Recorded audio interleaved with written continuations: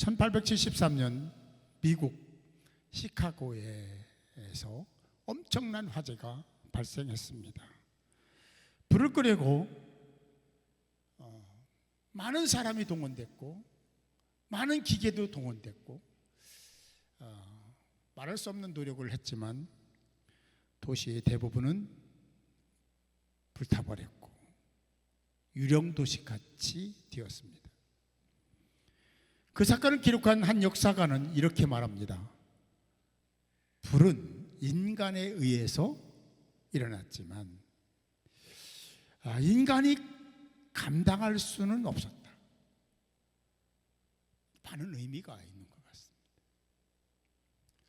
불에 대한 한 문장이었지만 우리 신앙적으로 접근하면 우리가 뭔가를 선택하고 결정했는데 우리가 그 문제의 결과를 만들어낼 수는 없다. 내 생각대로 안 되는 거죠. 죄의 문제가 그렇습니다. 죄는 인간이 지었는데 정작 인간은 그 죄를 해결할 수 있는 힘이 없습니다.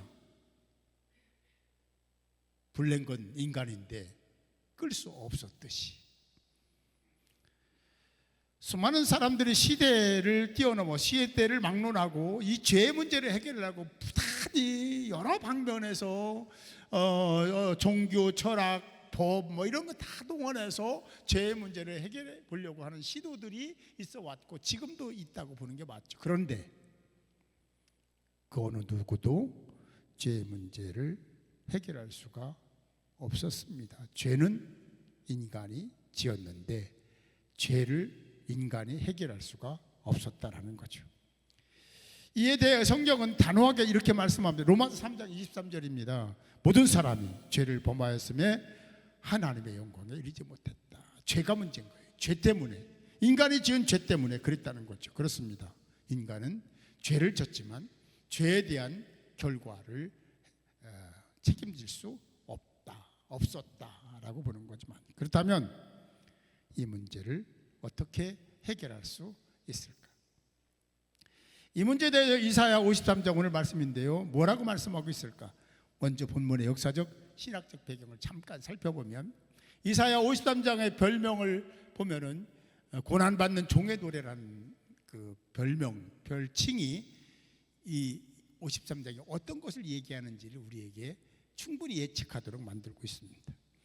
이사야 예언은 예수님의 사건, 십자가 사건이 있기 전 이 사건이, 이 말씀이 기록된 거니까 보세요. 예수님의 십자가 사건이 일어나기 전으로 거슬러 계속 올라가서 700년을 거슬러 올라갔을 때 이 사건이 일어난 겁니다. 예수님의 사건을 알 수가 없죠. 전혀 알 수가 없습니다. 불가능합니다. 그런데 기이하게도 이 십자가의 사건을 정확하게 그때에 기록하고 있었다라는 것이. 그래서 초대교회 교부였던 어거스틴은 이런 얘기를 했습니다. 이사야 선지자의 그 예언, 그 예언자가, 그 이사야 선지자는 그때의 예언자가 아니라 신약 성경이 기록될 당시에 저자같이 그 역할을 한 그 시대의 사람 같다.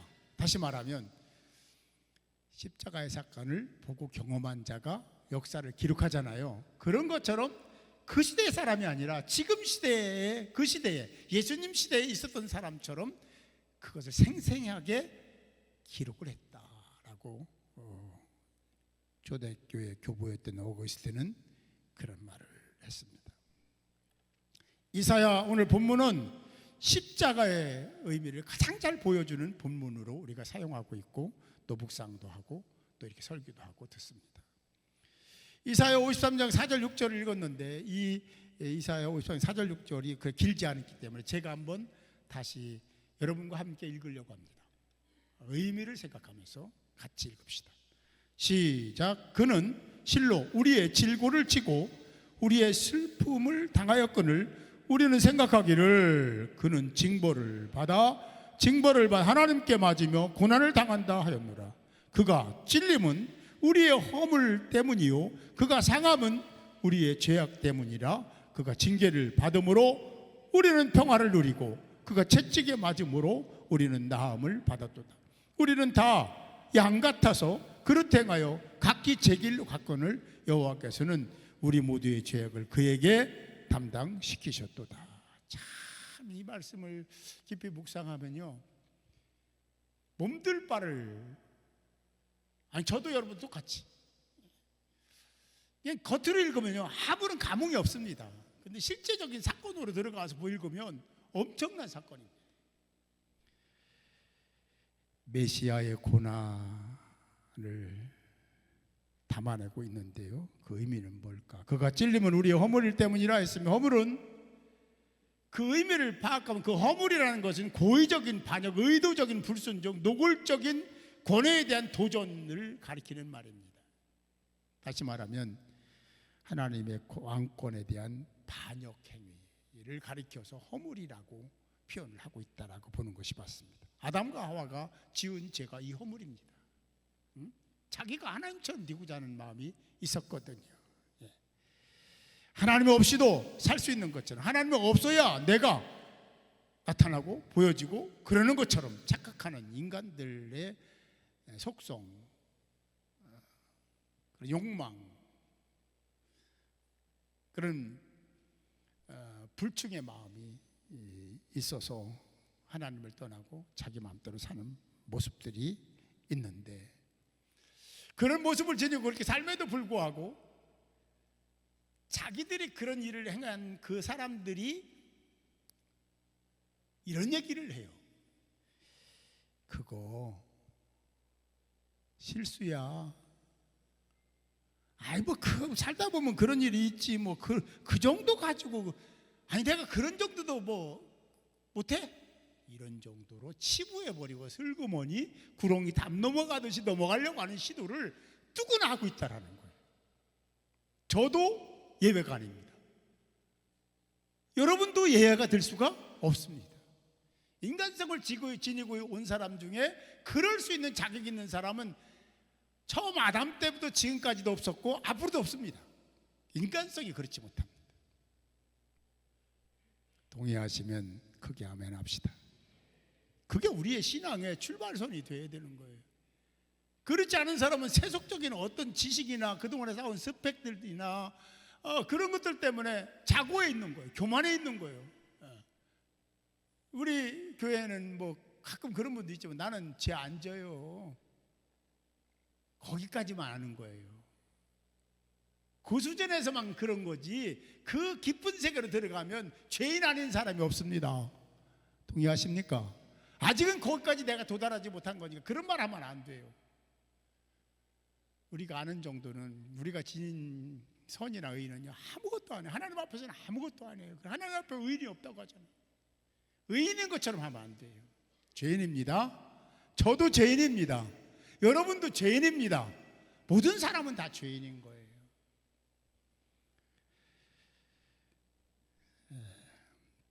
그래서 오늘 성경 그가 찔림은 우리의 허물 때문이요에서 이 찔림이라는 것은 생명을 앗아갈 정도로 아주 회복할 수 없는 정도의 깊은 상처를 가리키는 겁니다.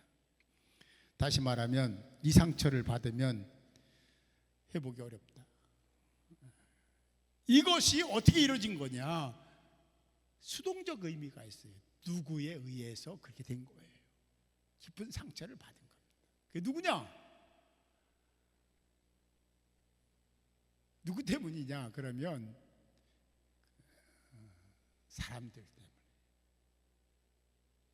조금 더 민감하게 받아들인다면 이 조목사 때문에, 여러분 때문에, 여러분 자신들 때문에 주님이 십자가에서 그런 고통을 받으시고 십자가에서 돌아가신 줄 믿으시기 바랍니다.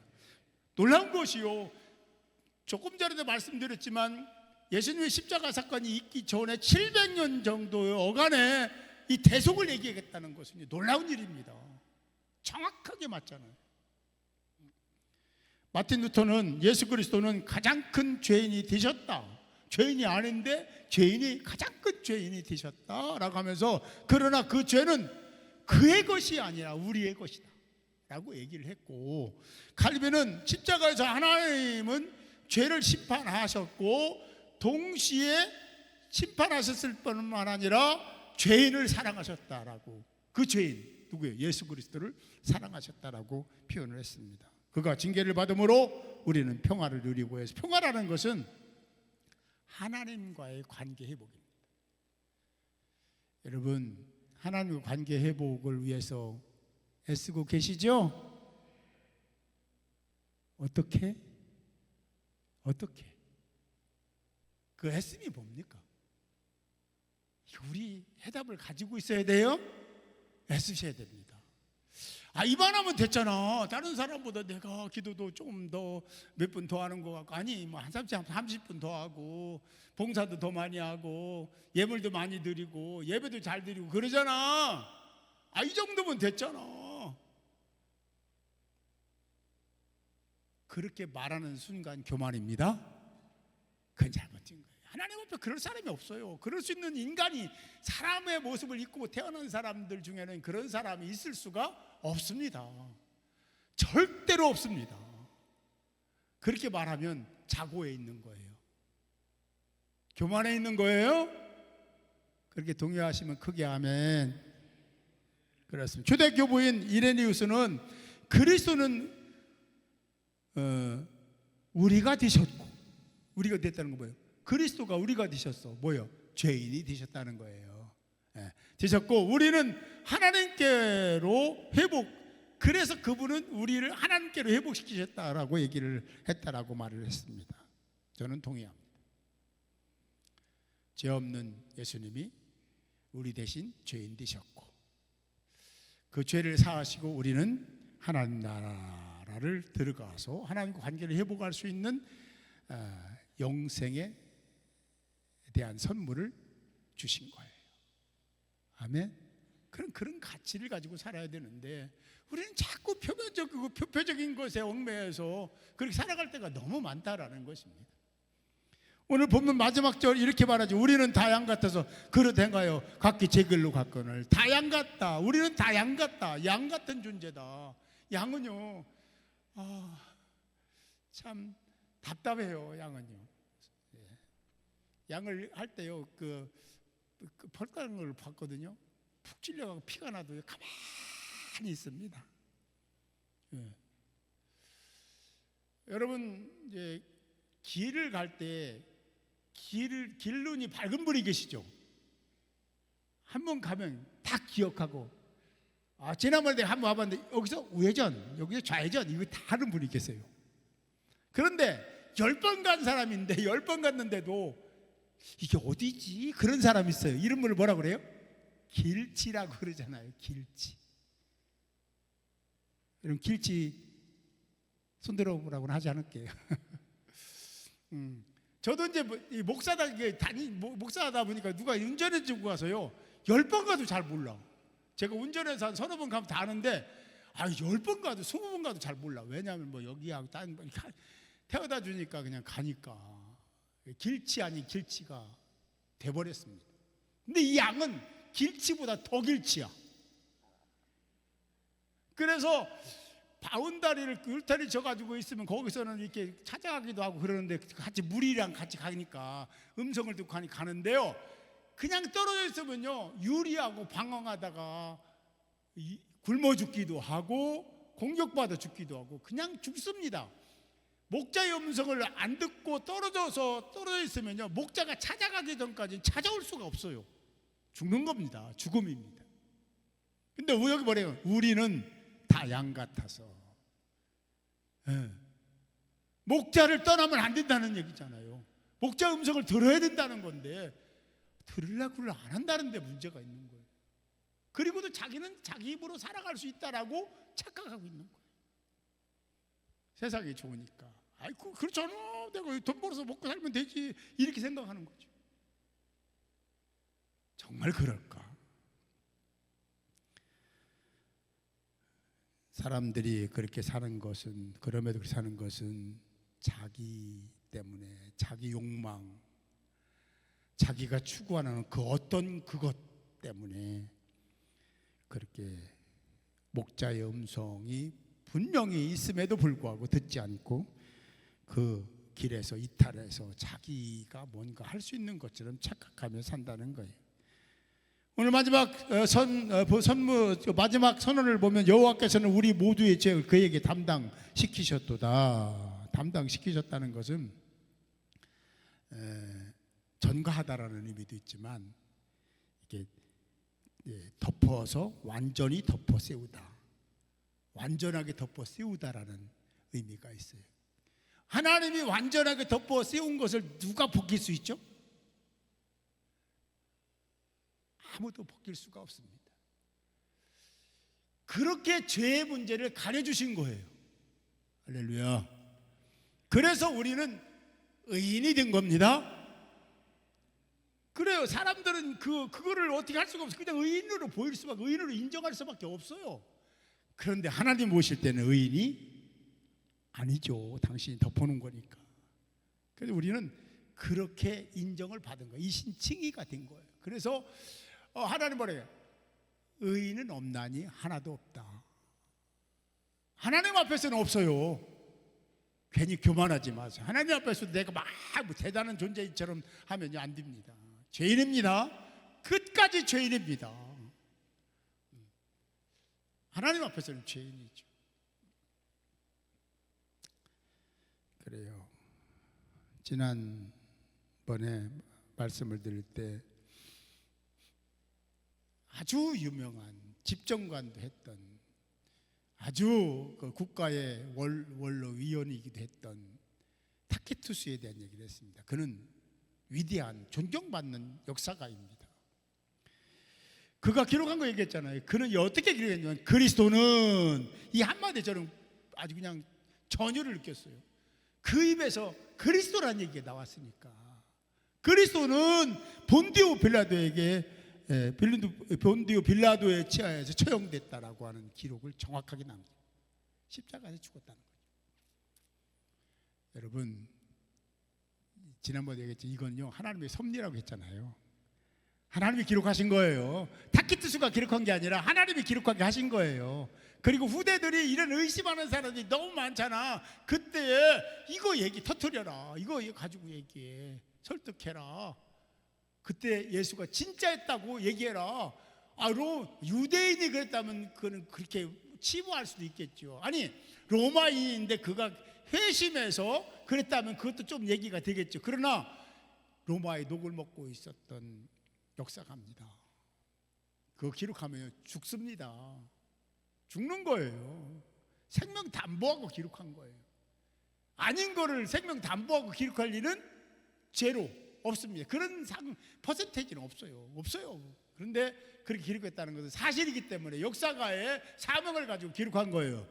그걸 기록하게 뒤에서 그렇게 기록하도록 만드신 분은 하나님이셨고, 할렐루야. 그래요. 그 기록이 남아있다는 거예요.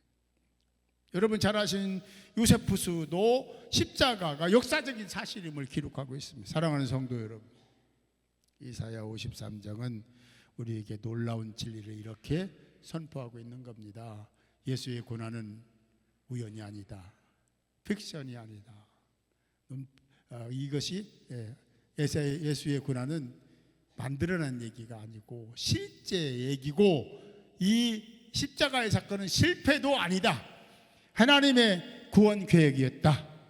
할렐루야. 할렐루야. 그 예수를 믿는 사람이 누구냐 하면 여러분입니다. 여러분은 존귀한 자입니다. 왕같은 제사장이에요. 누가 그걸 아니라고 하겠습니까? 하나님이 인정하셨는데. 그러면 왕같은 제사장으로 그의 소유된 백성으로 살아야 되는 게 맞잖아요. 아멘. 예, 여러분 스스로를 대견하게 생각하세요. 아무나 예수 믿는 게 아니에요. 정말 여러분은요, 특별한 분입니다. 나중에 저 천국에 가보면 알게 돼요. 끝까지 당당하게, 담대하게, 나 같은 것이 아니에요. 그렇지 않아요. 하나님은 존귀 여깁니다. 이미 다 예수 믿는 사람들 존귀하다고 했습니다. 거룩한 나라의 백성이면서 제사장 역할을 할 사람이 여러분이라고 이미 그렇게 말씀하셨어요. 옆에 있는 사람에게 이렇게 인사하세요. 축하드립니다.